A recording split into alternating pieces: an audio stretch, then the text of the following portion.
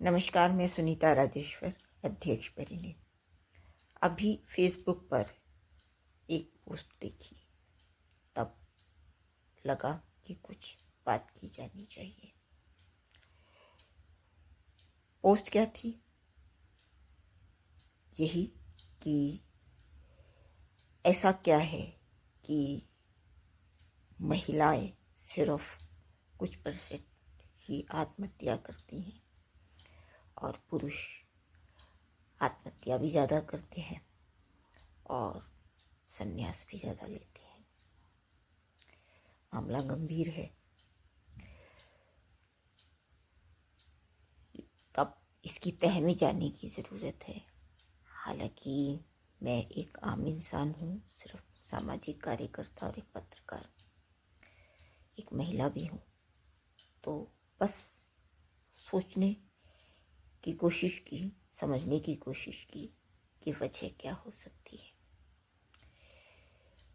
एक वजह तो सबसे बड़ी यही है कि कन्या भ्रूण भी कहते हैं कि वो काफ़ी अपने में स्ट्रॉन्ग होता है, जबकि जो मेल भ्रूण होता है उसे बड़ा केयर की ज़रूरत होती है।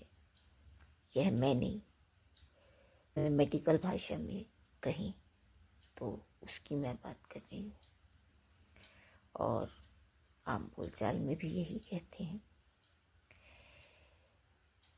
मतलब शुरू से ही पुरुष को बचाव की ज़रूरत होती रहती है। फिर पुरुष मजबूत होते हैं, रोना नहीं चाहिए, इस तरह की स्ट्रॉन्ग बताने की कोशिश करते हैं, बनाने की, जबकि महिलाएं रोकर शायद अपना गम हल्का कर लेती हैं। ये भी एक वजह है। पुरुष प्रधान समाज है, उसमें शुरू से पुरुष अपना मनमानी करते रहे हैं, यह सच बात है। हालांकि अधिकांश की बात होती है, हमेशा अपवाद हर युग में पाए जाते हैं। तो कुछ पुरुष अच्छे भी, समझदार भी होते हैं। ऐसे ही हर महिला के बारे में भी कहना ठीक नहीं होगा। अधिकांश महिलाएं, लेकिन कुछ महिलाएं गलत भी हो सकती हैं, यह भी एक सच है। मैं बार बार स्वच्छंदता नहीं, स्वतंत्रता की बात करती हूँ, जबकि आजकल महिलाएं स्वच्छंद ज़्यादा हो रही हैं और स्वतंत्रता के मायने गलत समझ रही हैं। वो ठीक नहीं है।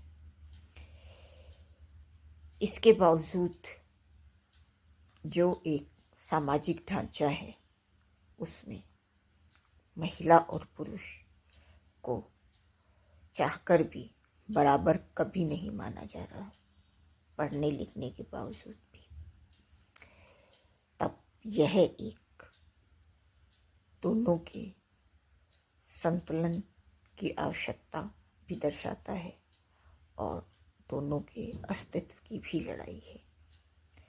जबकि महिला और पुरुष मिलकर संपूर्ण बनते हैं। अगर इस थ्योरी को समझ लेंगे तब शायद यह समस्या अपने आप खत्म हो जाएगी। महिलाएं भी सन्यासी बनती हैं, वे गृहस्थ में रहते हुए भी सन्यासी हो सकती हैं। पुरुष समस्याओं से भागना ज़्यादा सुरक्षित समझते हैं, समस्याओं को फेस करना कम। यह एक सबसे बड़ी बात है, समस्या है, और इसकी तरफ पुरुषों को ध्यान देना चाहिए और शुरू से अपने बच्चों को, माँ बाप को भी तैयार करना चाहिए कि लड़कियां ही नहीं, लड़के भी समस्याओं से जूझते हैं, परेशान होते हैं। तब अगर लड़कियां जूझते हुए भी अपना मन मुताबिक हासिल करने की कोशिश करते हैं, तब पुरुष क्यों नहीं, पुरुषों को भी हर समस्याओं से जूझते हुए, लड़ते हुए, सामना करते हुए जीतना चाहिए, सफल होना चाहिए, सफल होने की कोशिश करनी चाहिए।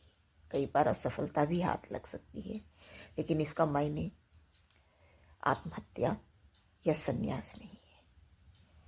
आत्महत्या या संन्यास वो लेते हैं जो बुज़दिल हैं, जो सोच ही नहीं पाते कि समस्या का सामना कैसे करें, या जिन्होंने कभी बचपन से समस्या का सामना ही ना किया हो।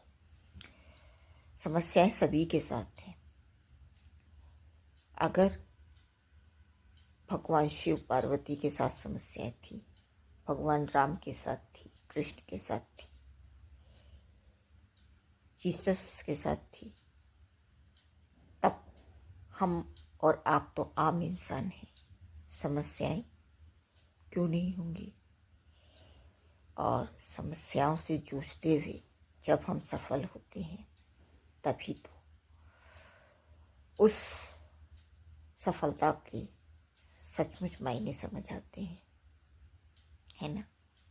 तब समस्याओं से जूझिए, समस्याओं का सामना कीजिए और सफल बनिए।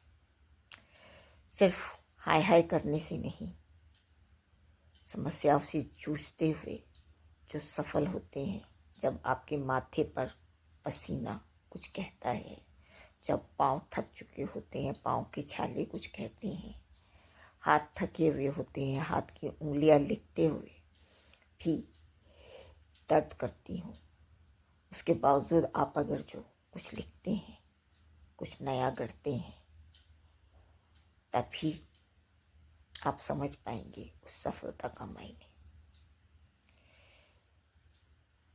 तो आज ही से, अभी से उसके लिए कोशिश कीजिए और जीवन को जीवन की तरह जीना सीखिए, समस्याओं से लड़ना सीखिए, हारना नहीं, भागना नहीं, संन्यास के लिए या आत्महत्या के लिए। यह सही नहीं है, किसी के लिए भी सही नहीं। और मैं सुनीता राजेश्वर, अध्यक्ष परिणय, जय हिंद, जय भारत।